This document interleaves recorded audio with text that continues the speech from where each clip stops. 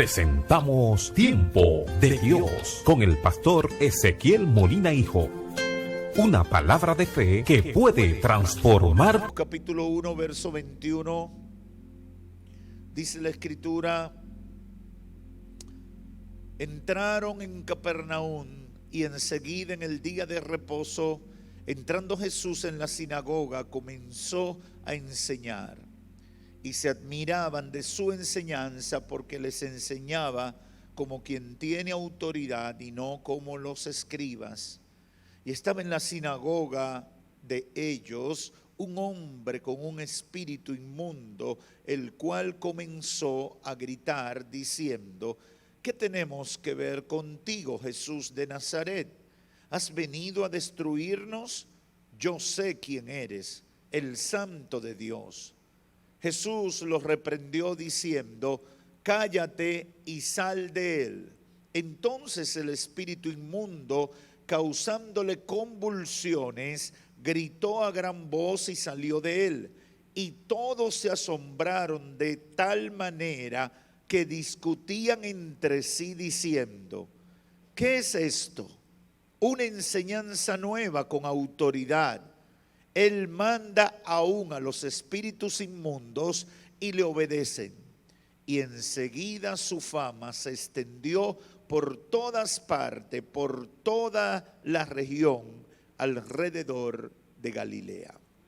Quiero hablar con el tema lecciones de un proceso de liberación, primera parte, porque la segunda parte la voy a tocar el jueves desde la Romana. Hablar de procesos de liberación sigue siendo un tema un tanto controversial, porque no todos los cristianos lo asumen de la manera que Jesús lo asumió, ni tampoco lo asumen de la manera que los apóstoles en el ministerio del primer siglo lo asumieron. Por ejemplo, hay una corriente de cristianos llamados los cesacionistas, quienes no simpatizan mucho con este tipo de ministerio. Y algunos pentecostales a veces se radicalizan y lo convierten en un problema. En definitiva, yo creo que todo eso, un extremo como el otro, es obra de Satanás para que la iglesia del Señor Jesucristo no cumpla con el efectivo y necesario ministerio de liberación durante su estadía aquí en la tierra. Hoy el Espíritu Santo me ha movido para hablar de este tema y tengo la fe de que mis palabras o las palabras que vamos a compartir ayuden a los que nos escuchan a entender la importancia de este ministerio, la vigencia de este ministerio y lo beneficioso de este ministerio de liberación. De acuerdo al Evangelio de Marcos, este es el primer encuentro de Jesús con una persona poseída por espíritus de demonios. Y por una persona que al mismo tiempo, a partir de ese encuentro con Cristo, recibió liberación. Este caso, yo creo, y mientras meditaba y lo estudiaba, el Espíritu Santo me ayudó a entender una serie de enseñanzas que son valiosas para nosotros hoy en día, que nos ayudarán a alcanzar los propósitos que hemos planteado, de entender la importancia del ministerio de liberación, la vigencia de este ministerio y lo beneficioso que es para la iglesia ejercitarse o desarrollar un ministerio como este efectivamente. Quiero hoy compartir 3 lecciones que yo he podido aprender y entender de este primer caso de liberación que presenta el Evangelio de Marcos dentro del ministerio de Cristo. El primero es que había una persona endemoniada en la iglesia. Lo voy a repetir porque yo sé que muchos no se la llevaron. Había un endemoniado en la sinagoga. Pastor, ¿y por qué usted dice eso? O porque la gente cree que aquí todo el mundo que viene es ángel. La gente tiene la falsa idea de que la iglesia es un lugar donde se juntan los puritanos y ningún maligno, ni maluco, ni malindro puede venir. No, esa es una idea equivocada de la iglesia. La iglesia se parece más a un hospital que a un centro de reunión de gente perfecta o casi buena. Aquí la primera lección es que en la sinagoga había un endemoniado. Por tradición cristiana conocemos este caso y lo consideramos normal. Sin embargo, es bueno resaltar que las sinagogas no eran un lugar donde se esperaba que apareciera un endemoniado. Estos lugares surgieron desde los tiempos de Esdras hacia el año 450 antes de Cristo. ¿Y por qué surgieron las sinagogas? Debido a que el templo de Jerusalén le quedaba muy lejos a muchos judíos que vivían en comunidades muy apartadas de Jerusalén. Un grupo de 10 familias judías se organizaban y se establecía una sinagoga. Las sinagogas no tenían un rabino fijo o lo que nosotros conocemos hoy como un pastor, sino que se reunían cada sábado, día de reposo, para recibir la enseñanza de un rabino que los visitaba, y por eso usted va a encontrar que muchas veces Cristo llegaba a los lugares y le daban la palabra en la sinagoga. Esa es la razón. Ellos no tenían un pastor fijo, no tenían un maestro fijo, sino que se nutrían de alguien itinerante que pudiera llegar y traerle una enseñanza. Durante la semana, a veces los martes o miércoles, le daban enseñanza a los niños varones, porque en ese tiempo, como herencia de la cultura griega, las mujeres no eran consideradas como una parte importante de la comunidad de fe. Nadie esperaba un endemoniado en la sinagoga. La gente con el perfil de endemoniado vivía retirada de la gente común. ¿Se recuerdan el endemoniado gadareno? ¿Y cómo lo detalla la Biblia? Que vivía ¿dónde? En los sepulcros. Vivía en los cementerios, vivían alejados. Esa era la característica. En la sinagoga no se esperaba un endemoniado. Sin embargo, aquí en Capernaum, la comunidad de pescadores, de donde sale un grupo importante de los integrantes del ministerio de Cristo, comenzando con Pedro y su hermano, aquí aparece entre los asistentes un endemoniado.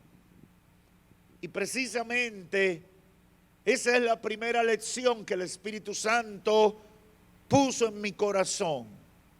Esto debe enseñarnos que dentro de la gente que llega a la iglesia pueden llegar personas con todo tipo de necesidades, incluyendo personas poseídas por espíritus de demonios, como sucedió en este caso. Eso no debe asombrarnos.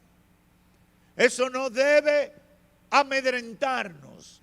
Eso no debe ser algo raro, porque precisamente el que tiene necesidad debe venir a donde le pueden ayudar a resolver esa necesidad. Y yo no sé si usted está de acuerdo conmigo, pero si hay un lugar donde le pueden ayudar, esa es la casa de Dios. Yo sé que eso no se parece a la mayoría de las iglesias de este tiempo. Yo sé que esa es una declaración que puede resultar un poco incómoda para mucha gente que es cristiano en este tiempo.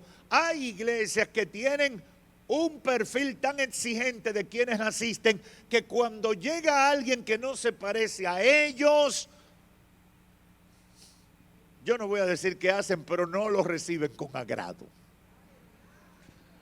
No lo reciben con agrado. Debemos procurar que los que tienen necesidad de Dios vengan con frecuencia a la iglesia. Lo voy a repetir por si usted no lo escuchó bien. Debemos procurar que aquellos que tienen necesidad vengan a la iglesia. Vengan a recibir palabra de Dios. Vengan a recibir el toque del Espíritu Santo. Vengan a recibir una palabra que los saque del pozo de la frustración espiritual en que están sumergidos. Aleluya. Aleluya. No me quiero extender, pero por ejemplo, el caso del endemoniado gadareno me llama mucho la atención como uno de los evangelistas lo describe. Después que Cristo lo liberta, lo encuentran sentado, vestido y en su juicio cabal. Ahora, ¿cuál era el detalle interesante de esto? Que ese hombre se convirtió en un testimonio vivo de la obra misericordiosa del Señor, actuando en una gente que estaba dada por perdida por la sociedad. Yo no sé si usted ha pensado en eso, pero la iglesia debe producir ese efecto. La iglesia en su trabajo debe producir ese efecto. Personas que estaban quizás en las últimas, de repente encontrar esperanza para seguir viviendo. ¡Aleluya!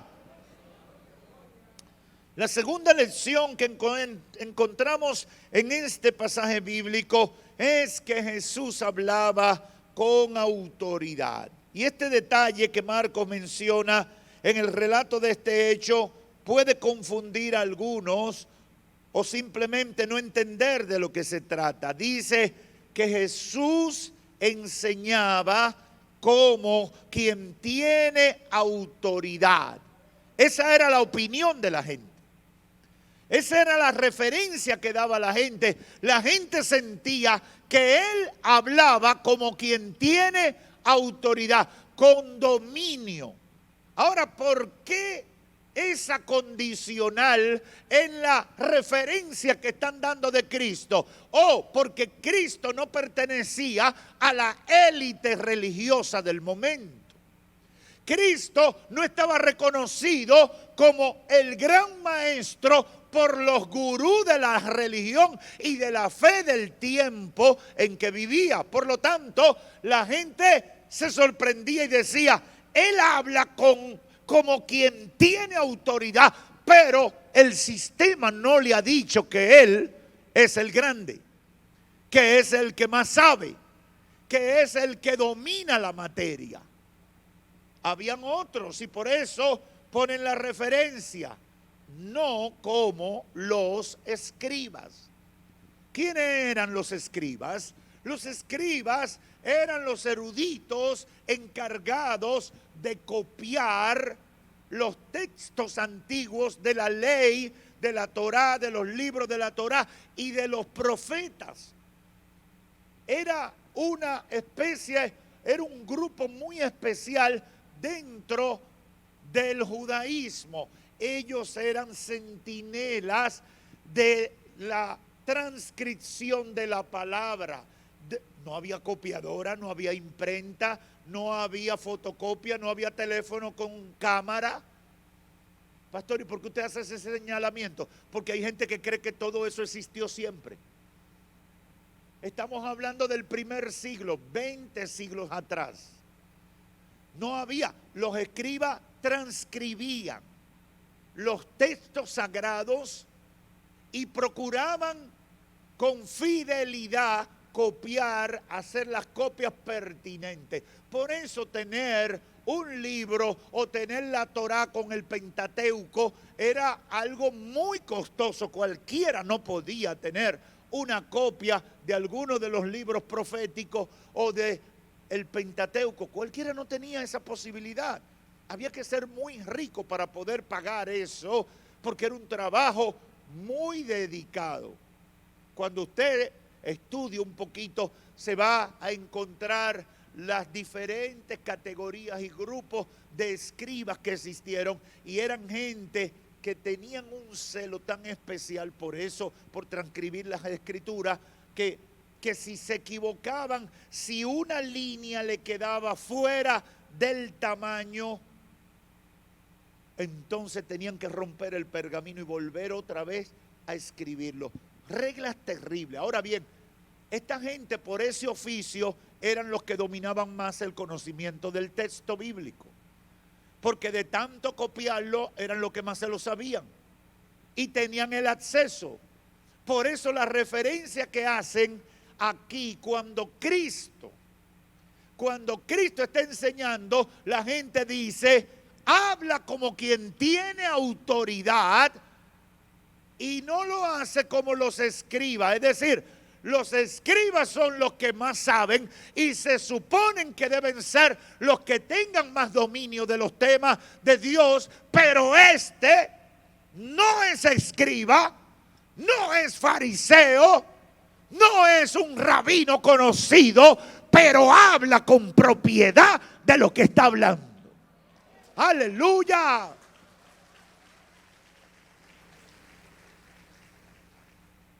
Eso podría traducirse como que Jesús enseñaba con más dominio de lo que hablaba, que lo sabía mejor, como que tenía más oratoria, pero sin embargo la realidad es que Cristo hablaba con lo que se llama autoridad espiritual. ¿Qué es la autoridad espiritual? La autoridad espiritual viene como resultado de la comunión con Dios y el apego a la verdad revelada de Dios.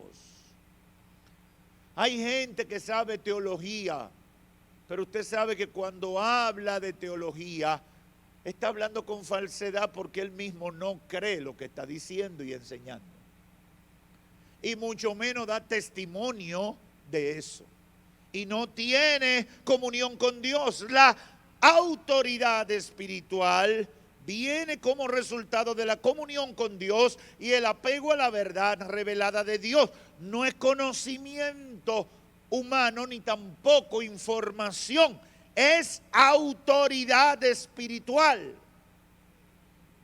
Podríamos argumentar muchas cosas en este punto, pero de manera específica debemos decir que esta autoridad espiritual era consecuencia de la comunión con Dios que tenía Jesús, que se desarrollaba o se sustentaba mediante las disciplinas espirituales de la oración, el ayuno y la meditación en la palabra de Dios. Y en segundo lugar, con el apego a la palabra o voluntad conocida de Dios que él demostraba con sus hechos y con su conducta. Jesús, cuando usted lee sobre su vida y su ministerio, va a encontrar que con mucha frecuencia se retiraba a orar. ¿Y por qué lo mencionan los evangelios? Porque Cristo rompía la demanda de la sociedad, rompía con lo que quería ver el público. Muchas veces los discípulos lo abordaban y le decían, la gente te está buscando, y Cristo le decía, tranquilo, yo estoy orando. Porque el ministerio de Cristo no se sustentaba en lo que quería la gente, sino lo que era el propósito de Dios para llevar la bendición de Dios a la gente. Hermanos, la gente consume, la gente te aborda, la gente te quiere para todo, pero muchas veces no le interesa lo que Dios quiere hacer. O cuál es el propósito de Dios a través de ti y en la situación en la que tienes que servir. Eso es algo importante. A veces la gente, pasa mucho con los pastores, la gente quiere que esté en el baby shower, que esté en el cumpleaños, que esté con papá y mamá que celebraron aniversario de boda, que esté allí, que venga y esté en la junta de vecinos, que esté en la junta de esto, que esté en la junta de aquello, que vaya al colegio, que vaya y le diga 2 palabras a los presos, que vaya y visite al que no puede salir. Si uno se lleva, tú no tienes tiempo para orar. Tú no tienes tiempo para buscar el rostro de Dios. Tú no tienes tiempo para tener intimidad con Dios. Y si tú no resuelves eso, puedes perderte en la aureola de cosas que demanda la gente. Por eso Cristo estaba muy claro. Y eso se notaba cuando hablaba. Él tenía como prioridad su intimidad con Dios. Y su vida coherente o apegada a la palabra o a la voluntad conocida de Dios. Jesús tenía relación íntima con su Padre Celestial y se confirma en todos los encuentros, los apartes que hacía para orar. Jesús tampoco inventaba doctrina, una doctrina nueva o una revelación nueva o una palabra nueva al margen de la palabra conocida de Dios. Tú no ves en ningún momento Cristo desmintiendo lo que dijo Moisés o lo que dijo Jeremías o lo que dijo Isaías. Por el contrario, siempre Cristo venía y enseñaba validando lo que era la revelación anterior que Dios había dado a través de los hombres. Por eso vamos a encontrar allá en Lucas capítulo 4, cuando llega a otra sinagoga y le dan el libro para leer, le dieron el libro del profeta Isaías. Y él declara en el verso 15, 16 adelante: el Espíritu del Señor está sobre mí y me ha ungido para llevar libertad a los presos, sacar a los cautivos de la cárcel. Aleluya. Isaías capítulo 61. Y luego dice: esta palabra hoy se ha cumplido. Aleluya. Gloria a Dios. Es decir, Cristo no estaba, como Él era el Hijo de Dios, inventándose un nuevo evangelio.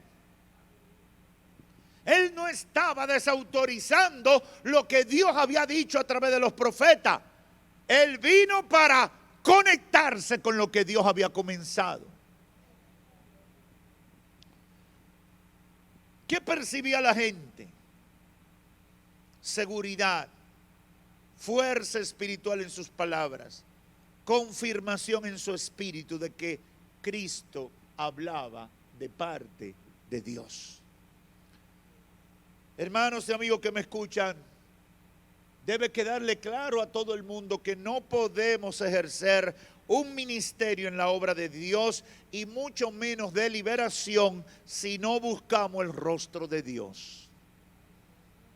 Eso lo voy a repetir porque se dice rápido pero se entiende lento. ¿Usted ha visto comida que uno se la come rápida pero le bajan lento? Hay comida que usted se la come de pronto pero se le queda ahí al pasito. Yo bromeo mucho con el mondongo. Y comidas así muy criollas, ¿verdad? Que son olorosas, bonitas. Usted se la come rápido, pero no la digiere tan fácilmente.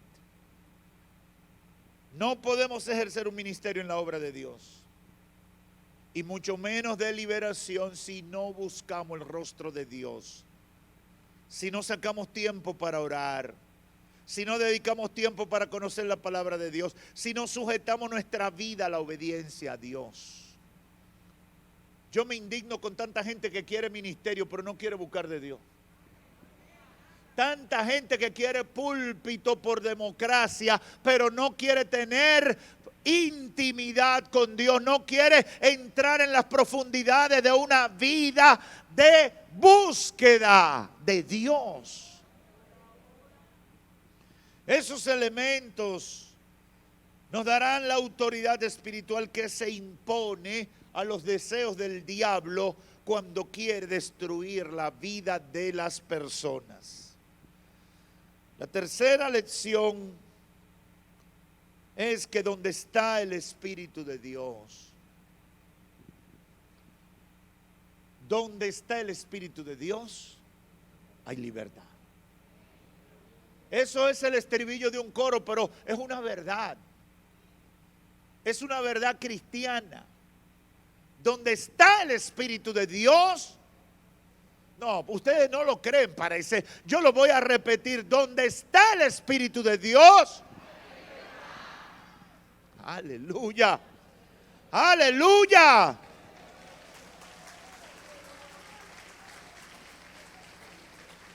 Si el Espíritu Santo de Dios está en ti, el diablo y sus demonios no pueden resistir y serán revelados y tendrán que abandonar las vidas en el nombre de Cristo Jesús.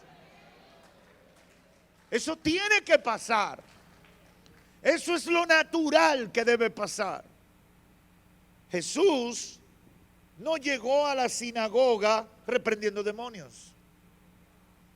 A Cristo no lo invitaron. Gran campaña de liberación demoníaca. No, a Cristo no lo inventaron así como hacemos nosotros hoy. Cristo llegó, quizás alguien dijo, está aquí, quizás la familia de Pedro o la familia de Juan, dijeron, aquí está el maestro, vamos a darle una oportunidad para que nos enseñe la palabra. Vamos a aprovecharlo. Pero no fue con el propósito necesariamente de llevar una campaña de liberación. Cristo llegó de manera natural a aquella sinagoga a dar una enseñanza en el día de reposo, como hacían todos los maestros rabinos que pasaban por ahí. Ahora, la presencia de Dios, el poder que emanaba de su presencia, aleluya, impactó, llenó aquel lugar y puso al descubierto al endemoniado que quizás llevaba mucho tiempo haciendo el bulto en esa sinagoga. Eso no lo dice la Biblia, lo del bulto lo pongo yo. Quizás haciendo pantalla, simulando cosas. Quizás ya era parte de la comunidad ahí y lo aceptaban como parte de la comunidad. No tenía tasa de rechazo. Quizás se portaba bien. Quizás tenía un buen perfil. Quizás daba buena ofrenda. No sabemos, no entran en detalle las palabras del evangelista Marcos. Lo cierto es que ese hombre era parte de la asistencia a esa sinagoga. Ese hombre estaba tranquilo ahí. La sinagoga no era un lugar donde cualquier loco llegaba. Por lo tanto, era alguien aceptado en ese lugar. Ahora, en el momento que llega Jesús, se alteró el sistema espiritual de ese lugar. Yo no sé si tú me estás entendiendo. En el momento que llega Jesús, oh gloria a Dios, otro coro viejo dice, los demonios no se aguantan. Aleluya. Los demonios no resisten. Cristo llega a la sinagoga y en el momento que llega, se trastorna el mundo espiritual representado allí a través de las personas que asistían. Porque los demonios se alteran cuando un hombre o una mujer llena del Espíritu Santo llega a un lugar. No te sorprendas si hay gente que se molesta contigo sin tú hacerle nada, simplemente porque tú llegaste a esa casa, porque llegaste a esa familia, porque llegaste a ese negocio, porque llegaste a ese empleo, porque le entregaste tu vida a Cristo. No te sorprenda por eso.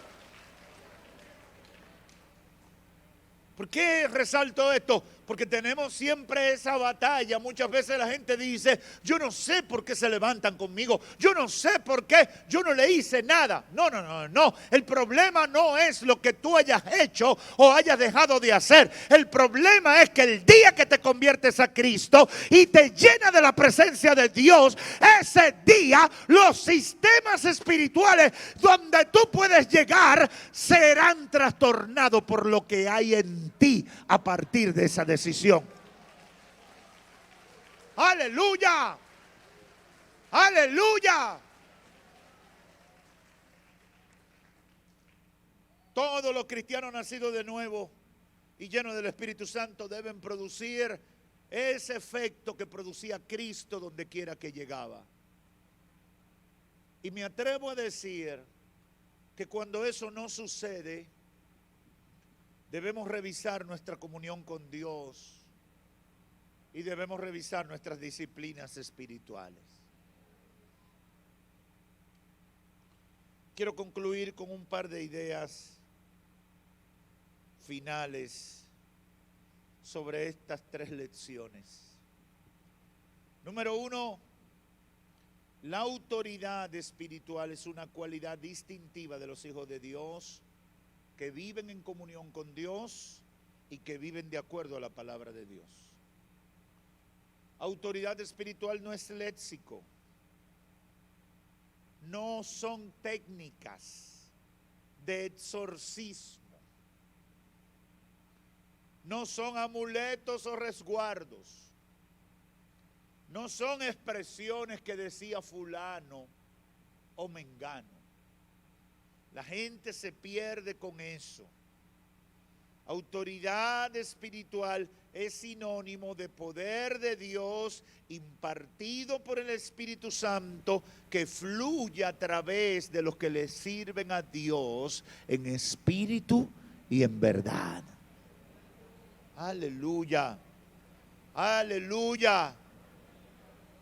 Esa autoridad será notada por la gente.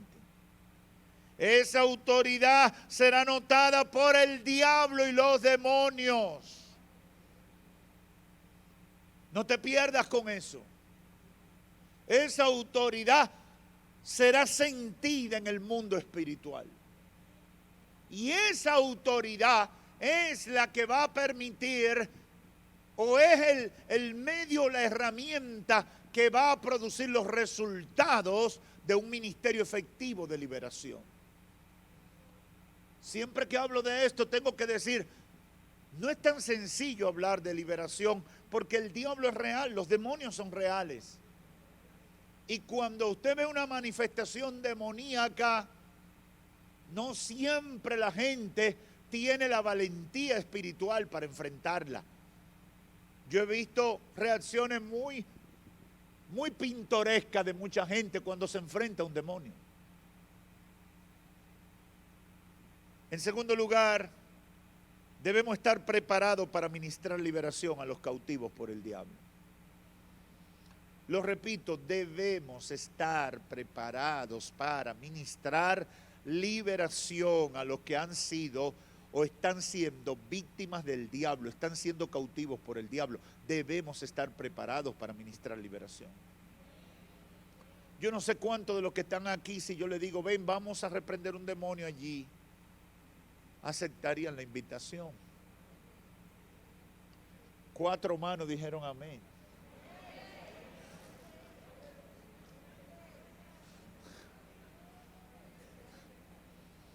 Hay muy buenos cristianos que dicen, yo voy, pero déjame ayunar y orar primero.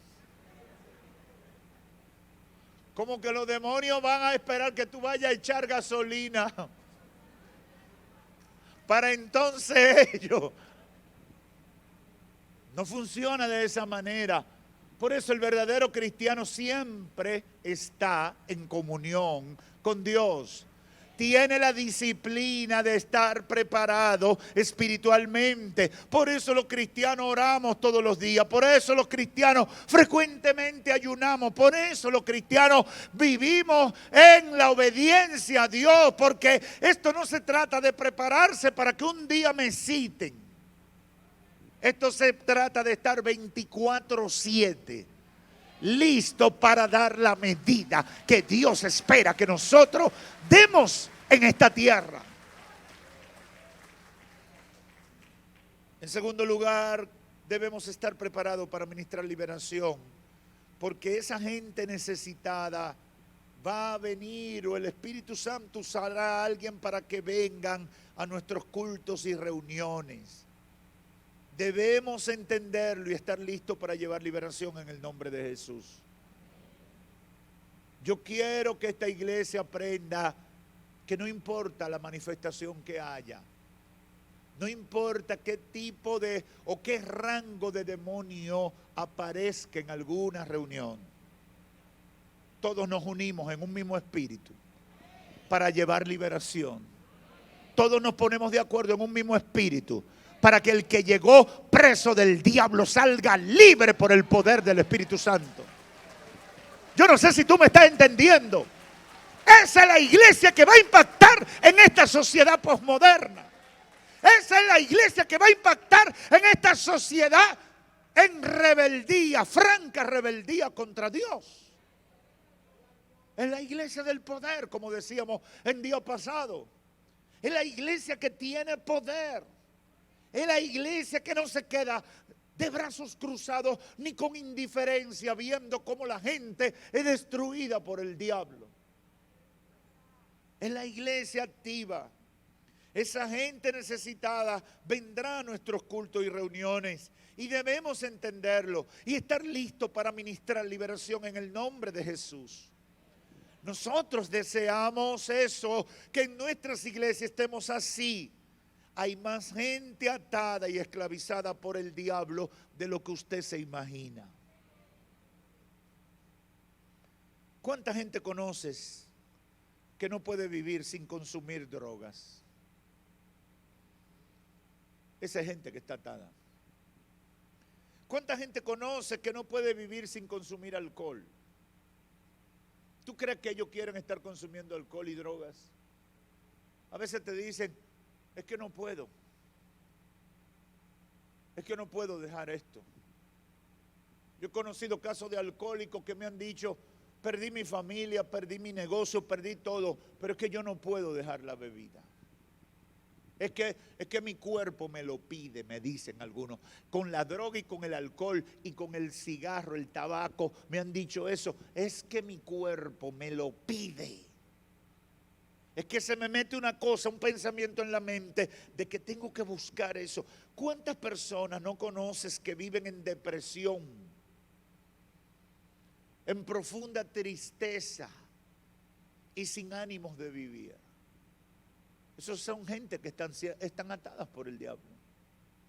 Satanás lo quiere matar.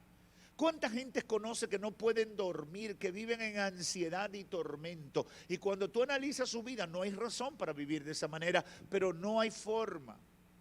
A veces se controlan un poco con las pastillas, pero eso va increciendo, eso va subiendo, eso gradualmente se va convirtiendo en algo más fuerte. He tenido casos de personas que a pesar de todas las pastillas que se pueden beber, de todos los somníferos que se pueden beber, no logran cerrar los ojos y dormir. Tengo casos de eso que Dios ha libertado. ¿Cuántas personas conoce que no se sacian de nada? Y salen cada día a buscar algo que llene su vacío. Esa gente necesita liberación. ¿Cuántos hombres tú conoces que no se sacian con su esposa, que quieren tener un amor en cada esquina? Y tú dices, pero es loco que está atado. ¿Cuántas mujeres hay en la misma dirección? Es que está desperdiciando su vida, pastor. Sí, pero es que no puede con lo que hay algo superior que lo domina. Están atados. necesitan liberación. Esa gente necesita ser libre en el nombre de Jesús. Porque si el Hijo los libertare, aleluya, complételo usted. Si el Hijo lo libertare, si el Hijo lo liberta, aleluya. Esa gente necesita liberación. Hay más gente que necesita liberación de lo que usted se imagina. A veces dicen, no, eso es que necesita terapia, porque ahora para todo hay terapia. Terapia, yo conozco una terapia que es la que funciona bien de bien. La terapia del Espíritu Santo. Esa funciona bien de bien. Yo he visto esa terapia hacer que gente que tiene 40 años fumando, de un día para otro deja de fumar. Yo he visto que esa terapia hace que gente con 40 años tomando licor todos los días, de un día para otro dejan de tomar. Yo he visto que esa terapia liberta gente que han estado por años consumiendo drogas y de un día para otro, sin pasar por el trauma de la desintoxicación, de un día para otro, dejan de tener necesidad de drogas y las rechazan. Si el Hijo los libertare. Aleluya. ¿Por qué? Porque Él vino para dar libertad a los cautivos. El endemoniado de Capernaum, cuando vio a Jesús, reaccionó, porque los demonios reaccionan. Reaccionó, porque él sabía algo que muchas veces la iglesia de este tiempo no sabe o no lo tiene presente. Que donde está el Espíritu de Dios. Aleluya. Los demonios lo saben. Los demonios saben. Los demonios saben y a veces hacen show para entretener a los convertidos. Los demonios saben que es cuestión de tiempo. Que cuando se enfrentan a un hombre o una mujer llena del poder de Dios, se terminó su imperio. Tendrán que ser desalojados porque no hay posibilidad alguna de que ellos permanezcan cuando hay un hombre o una mujer llena del poder de Dios. Amiga o amigo, el que está lejos de Dios, el que vive dentro del sistema de pecado de este mundo, está esclavizado por el diablo y el único que lo puede libertar es Cristo Jesús. Por eso yo le digo a todos los amigos que están aquí, los que están a la distancia, conviértanse a Cristo. Ahora que pueden. La opresión la dominación demoníaca, la posesión demoníaca tiene diferentes grados y no tengo tiempo para hablar de eso hoy. Tiene diferentes grados. Hay gente que es ocasional, que es temporal. Hay gente que es total, es permanente, es aniquilante. He escuchado mucha gente decir, fulano, no, él siempre para Semana Santa le da eso. Ella siempre se pone así cuando comienza el año. Es la obra de Satanás para mantener un estado de esclavitud espiritual. Si Cristo Jesús te libertare, serás verdaderamente libre. Por eso, amigo, amiga, conviértete a Cristo. Es lo mejor que te puede pasar. Que Dios te bendiga. Hemos presentado